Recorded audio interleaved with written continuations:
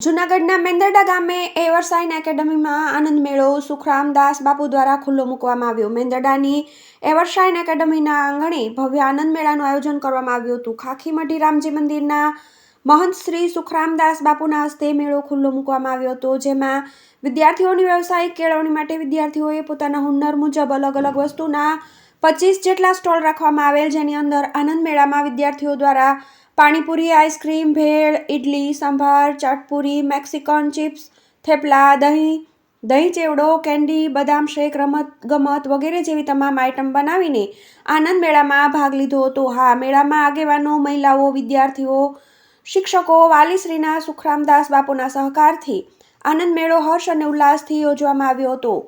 આજરોજ જ્યારે મેંદરડા તાલુકાની અંદર અને મેંદરડા ગામમાં અમારી એવરસાઇન એકેડમી છે।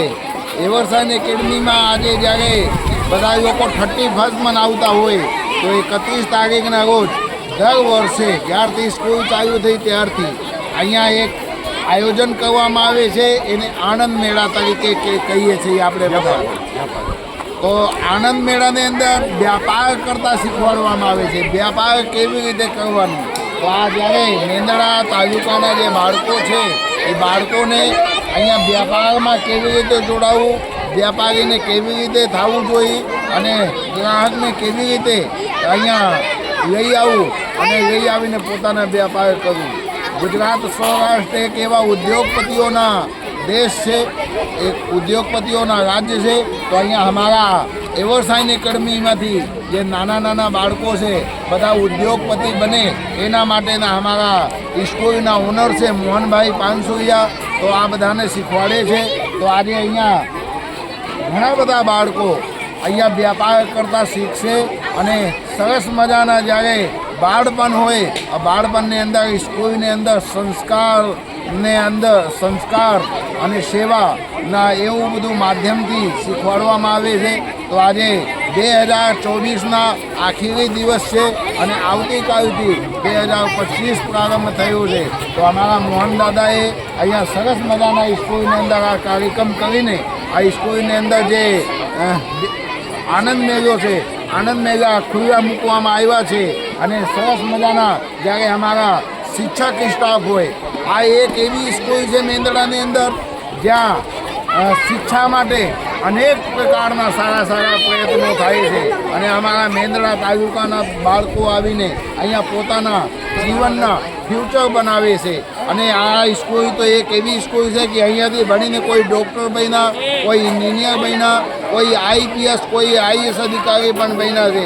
આવા સ્કૂલમાં જ્યારે મને પણ આવવાનું મોકા મળ્યું હોય ત્યારે હું પણ મારી આનંદની અનુભૂતિ આપ બધાને સામે કહી રહ્યા છું।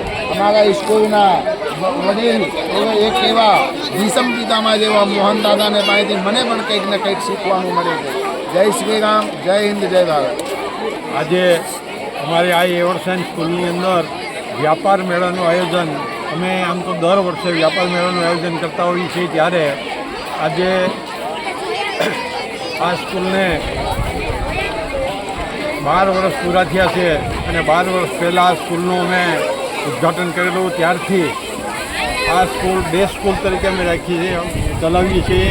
ડે સ્કૂલની અંદર બાળકો સવારે આવે અને સાંજે 4 વાગે છૂટા થાય। બપોરે જમવાનું પણ અહીંયા, સ્ટાફને પણ જમવાનું અહીંયા, સાંજે 4 વાગે નાસ્તો કરીએ અને ત્યાર પછી બાળકને છૂટા કરીએ છીએ અને બાળકને ઘરે જઈને ટ્યુશનની કોઈ ચિંતા નહીં। એવી રીતે અહીંયા આગળ 1 થી 12 ધોરણની ભણવાની વ્યવસ્થા છે। ઇંગ્લિશ મીડિયમ અને ગુજરાતી મીડિયમ બંને મીડિયમની અંદર જરૂરી સ્ટાફ ગોઠવાયેલો છે।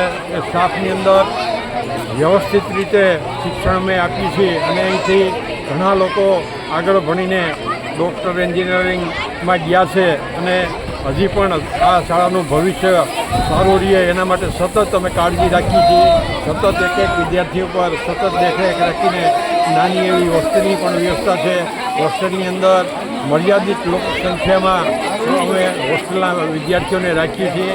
આજે સ્કૂલની ઉપર જ હોસ્ટેલની વ્યવસ્થા છે અને જમવાનું પણ ભોજનાલય જે સ્કૂલની અંદર જ આવેલું છે, એટલે બાળકોને સવારે આવેથી સાંજ સુધી કોઈ પણ જાતની ચિંતા વગર સારી રીતે શિક્ષણ અને સારું શુદ્ધ ખોરાક એટલે શુદ્ધ આહાર મેળવે એ માટેની તમામ પ્રયત્નો સંસ્થા તરફથી કરવામાં આવે છે.